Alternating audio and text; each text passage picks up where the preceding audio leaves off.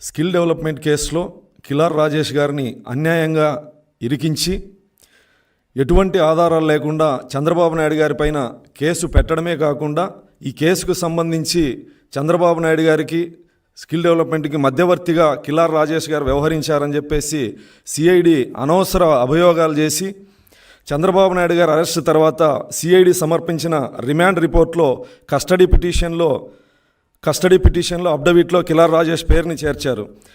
10/10/23న 160 CrPC notice ఇచ్చి 16/10/23న రాజేష్ని CID విచారణకు రమ్మన్నారు. కానీ అదే రోజు రాజేష్ని వాంటెడ్ పర్సన్గా పేర్కొంటూ లుకింగ్ నోటీసులు ఇచ్చారు. విచారణకు పిలిచిన రోజే వాంటెడ్ పర్సన్గా లుకౌట్ నోటీసులు ఎలా ఇస్తారని చెప్పి సందర్భంగా ప్రశ్నిస్తాను. అదేవిధంగా 13వ తారీఖు 10వ నెల 23న యాంటిసిపేటరీ బెయిల్కి హైకోర్టును అప్రోచ్ అయినప్పుడు సిఐడి కోర్టు అన్ని అబద్ధాలు చెప్పింది. నేను కేవలం కిలార్ రాజేష్ని సాక్షిగా వ్యవహరిస్తున్నాను తప్ప నిందితుడిగా కాదని చెప్పేసి అసత్యపు మాటలు కోర్టుకు చెప్పి నమ్మించడం జరిగింది.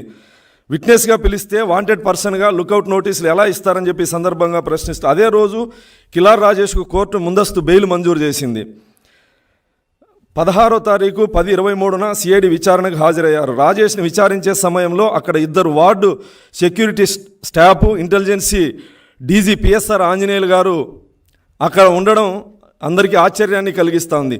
అక్కడ స్టాఫ్ వార్డు సభ్యుల్ని 2 పిఎస్ఆర్ ఆంజనేయులు గారు అంటే ముందస్తు వ్యూహంలో భాగంగా కిలార్ రాజేష్ గారిని బెదిరించి భయభ్రాంతులకు గురి చేసి ఏ విధంగా అయినా సరే ఈ కేసుని ఒప్పించే విధంగా ఆయన బెదిరించడం జరిగింది. కుటుంబ సభ్యుల్ని, రాజేష్ గారి వ్యాపారాలని దెబ్బతీస్తామని చెప్పేసి, నిన్ను హతమారుస్తామని చెప్పేసి బెదిరించి, అంటే వాళ్ళని ఎందుకు అక్కడ పెట్టుకున్నారంటే బెదిరిస్తే ఒకవేళ రాజేష్ బెదిరితే పంచనామా చేసి అరెస్ట్ చేయడానికి సిద్ధంగా అక్కడ వాళ్ళని పెట్టడం జరిగింది. పిఎస్ఆర్ ఆంజనేయులకి ఇంటెలిజెన్స్ చీఫ్గా పనిచేస్తున్నటువంటి వ్యక్తికి సిఐడి విచారిస్తున్న సమయంలో అక్కడ ఏం పని ఉందని చెప్పి సందర్భంగా ప్రశ్నిస్తూ ఉన్నాం.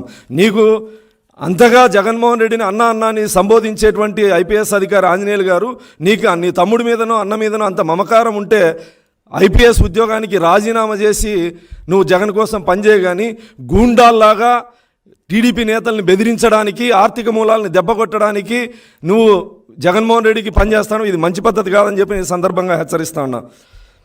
సిఐడి తమకు కావలసిన సమాధానం రాబట్టుకోవడం కోసం అనేక రకాలుగా రాజేష్ గారిని ఇబ్బంది పెట్టి అవసరమైతే హతమార్చే విధంగా కూడా బెదిరించడం జరిగింది. ఇలా సిఐడి అధికారులు జగన్మోహన్ రెడ్డి జోబు సంస్థలా వ్యవహరిస్తూ కిరాతకంగా, అంటే వీధి రౌడీల కంటే అధ్వానంగా వ్యవహరిస్తున్నటువంటి సిఐడి పద్ధతి మార్చుకోవాలి. 17/10/23న విచారణకు రాలేనని చెప్పడంతో 30/1/2/3/7 వరకు 160 సిఆర్పిసి నోటీసులు జారీ చేసి లేని ఆధారాలని సబ్మిట్ చేయాలని రాజేష్ గారి మీద ఒత్తిడి చేయడం జరిగింది. కోర్టుకు సమర్పించే కాగితాల్లో మాత్రం రాజేష్ గారిని సాక్షిగా సంబోధించి విచారణ సమయంలో మాత్రం అక్యూజ్డ్గా నమోదు చేయడం, ఇది సిఐడి జగన్మోహన్ రెడ్డి ప్రభుత్వ 2 నాలుకల ధోరణికి ఉదాహరణ. 10వ తారీఖు 10వ నెల 23న సిఐడి బెదిరింపులకు దిగడంతో ఆర్టికల్ 20/3లో రాజ్యాంగం పౌరులకి ప్రసాదించిన ప్రాథమిక హక్కులకి భంగం కలుగుతుందని చెప్పేసి రాజేష్ గారు విచారణకు హాజరు కాకపోవడం జరిగింది.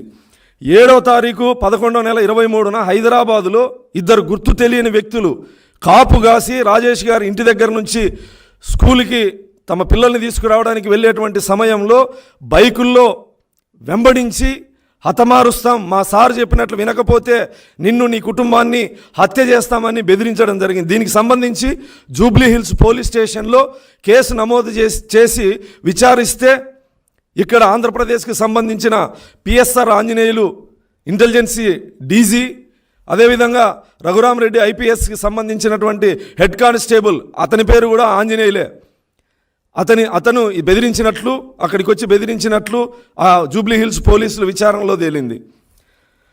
సిఐడి ఇచ్చిన 9/11/23న సిఐడి ఇచ్చిన 160/91 సిఆర్పిఎస్ నోటీసులు భారత రాజ్యాంగంలోని ఆర్టికల్ 23కి విరుద్ధమని రాజేష్ రిట్ పిటిషన్ దాఖలు చేయడం జరిగింది.